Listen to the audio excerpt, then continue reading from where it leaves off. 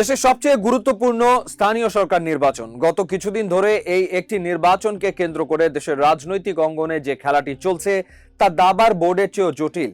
একদিকে মাঠের তুমুল জনপ্রিয়তা আর আইনি রায়ের জোর, অন্যদিকে দলের সর্বোচ্চ নীতি নির্ধারণী মহলের আস্থা আর দীর্ঘ অভিজ্ঞতা। ইঞ্জিনিয়ার ইশরাক হোসেন বনাম আব্দুস সালাম, এই দুই হেভিওয়েট নেতার মনোনয়ন গুঞ্জনের আড়ালে আসলে কি ঘটছে? শুরু করা যাক ইশরাক হোসেনকে দিয়ে।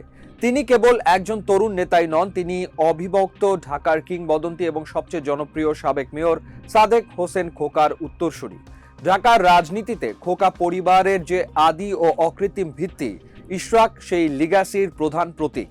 তার রাজনৈতিক ওজন কতটা ভারী তা বুঝতে বেশি দূরে যেতে হবে না। বিগত জাতীয় সংসদ নির্বাচনে তিনি ঢাকা থেকে সংসদ সদস্য হিসেবে নির্বাচিত হয়েছেন।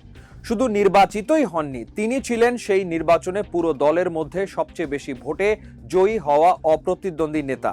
এই বিশাল গণরায় প্রমাণ করে ঢাকার সাধারণ মানুষের হৃদয়ে তার অবস্থান কতটা গভীরে। একই সাথে সরকারের গুরুত্বপূর্ণ মন্ত্রী হিসেবে দায়িত্ব পালন করায় তার প্রশাসনিক ও রাজনৈতিক প্রোফাইল এখন অন্য যে কোনো প্রার্থীর চেয়ে বহুগুণ শক্তিশালী। ভোটের মাঠের এই রাজকীয় রেকর্ডের পাশাপাশি তার ঝুলিতে আছে আইনি বিজয়ও। 2020 সালের সিটি নির্বাচনে তিনি ছিলেন শীষের মূল প্রতিদ্বন্দ্বী। তবে 2025 সালের 27 মার্চ আইনি লড়াইয়ে এক নজিরবিহীন মোড় ঘোরে। নির্বাচনী ট্রাইব্যুনাল 2020 সালের সেই বিতর্কিত ফলাফল বাতিল করে ইশরাক হোসেনকে ঢাকা দক্ষিণের বৈধ মেয়র ঘোষণা করে, তার পক্ষে গেজেট প্রকাশ করে।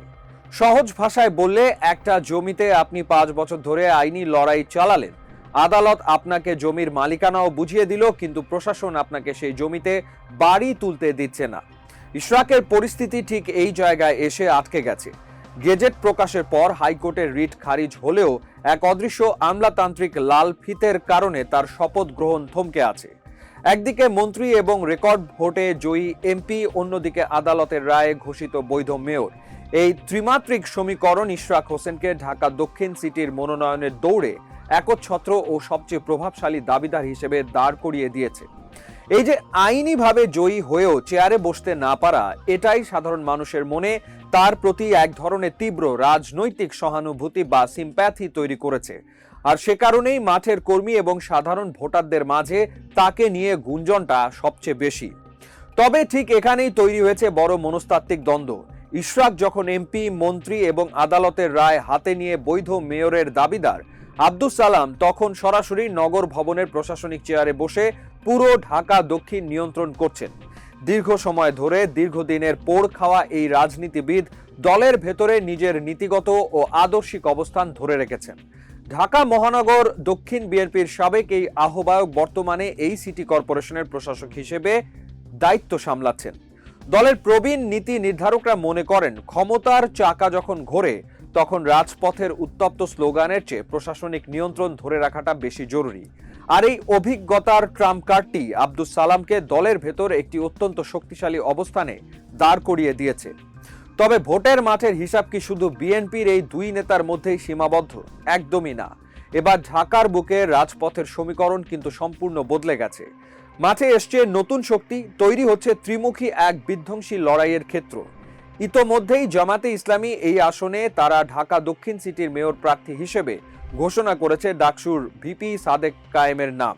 অন্যদিকে রাজপথের নতুন রাজনৈতিক দল জাতীয় নাগরিক কমিটি বা এনসিপি এই আসনে মেয়র পদপ্রার্থী হিসেবে তুলে ধরছে সাবেক অন্তর্বর্তীকালীন উপদেষ্টা আসিফ মাহমুদ সজীব ভুইয়াকে। এখন লড়াইটা হতে যাচ্ছে উদীয়মান তরুণ বনাম ইশরাক হোসেন।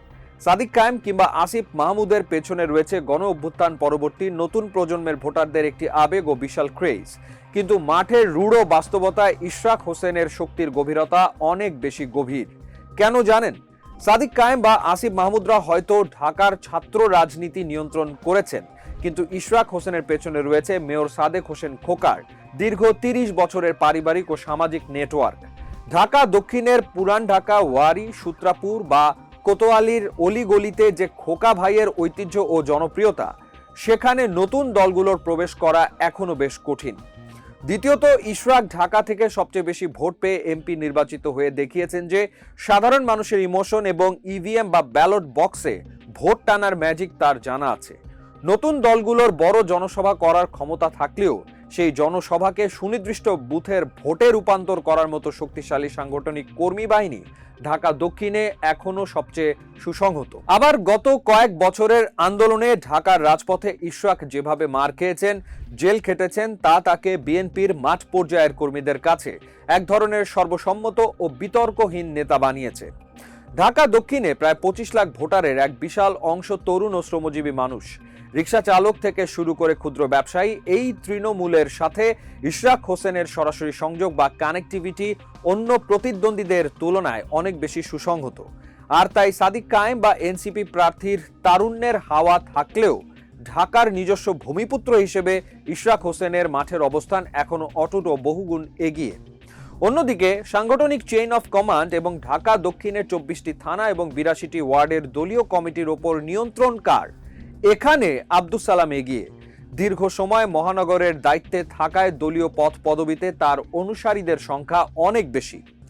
রাজনৈতিক বিশ্লেষকরা মনে করছেন এখানে কোনো ব্যক্তিগত জয় পরাজয় বড় বিষয় নয়, মূল বিষয় হলো দলের ক্ষমতার ভারসাম্য ধরে রাখা।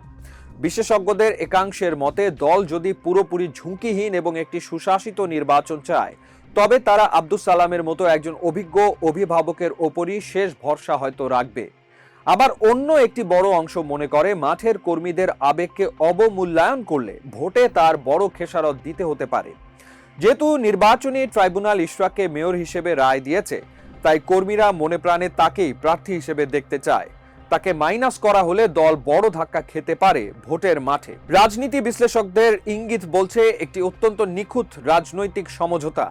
ভোটের মাঠ ধরে রাখতে হয়তো ইশরাক হোসেনকেই ঢাকা দক্ষিণের মেয়র পদের টিকিট দেওয়া হবে, আর প্রবীণ নেতা আব্দুস সালামকে দলের পক্ষ থেকে জাতীয় সংসদ নির্বাচনে কোনো হেভিওয়েট আসন অথবা সরকার গঠনের ক্ষেত্রে অত্যন্ত গুরুত্বপূর্ণ কোনো নীতি নির্ধারণী উচ্চ পদে নিয়ে যাওয়া হবে। অর্থাৎ কাউকেই দল হারাতে চাইবে না। ধানের শীষ প্রতীক শেষ পর্যন্ত কার নামের পাশে বসবে তা হয়তো সময়ের হাতে, তবে টিকিট যিনি পান তার সামনে সবচেয়ে বড় চ্যালেঞ্জ কিন্তু নির্বাচন জয় নয়। চ্যালেঞ্জটি হলো ঢাকার 2.5 কোটি মানুষের এই অবরুদ্ধ, যানজট আর দূষণে জর্জরিত নাগরিক জীবনকে মুক্তি দেওয়া। সেই যোগ্যতা কার বেশি তা সময়ই বলে দেবে।